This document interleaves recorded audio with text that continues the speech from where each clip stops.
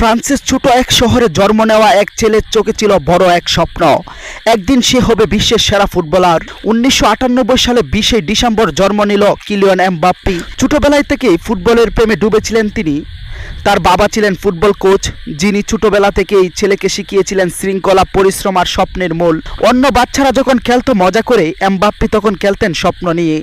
প্রতিটি দৌড়, প্রতিটি শট যেন ছিল ভবিষ্যতের দিকে একটি পদক্ষেপ। মাত্র 16 বছর বয়সে তিনি সুযোগ পান এএস মোনাকো এফসিতে। সেখান থেকে শুরু হয় তার আসল ওড়া। দ্রুতগতি আর দুর্দান্ত গোল করে তাক লাগিয়ে দেন পুরো ইউরোপকে। এরপর যোগ দেন প্যারিস সেন্ট-জার্মেইনে। সেখানে তিনি হয়ে ওঠেন দলের সবচেয়ে বড় তারকা। 2018 সালে বিশ্বকাপে ফ্রান্স জাতীয় ফুটবল দল হয়ে বিশ্বজয়।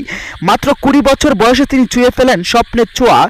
আর আজ তিনি খেলেছেন বিশ্বের সবচেয়ে বড় ক্লাব রিয়াল মাদ্রিদে। সেখানে প্রতিটি ম্যাচে তিনি লিখেছেন নতুন ইতিহাস।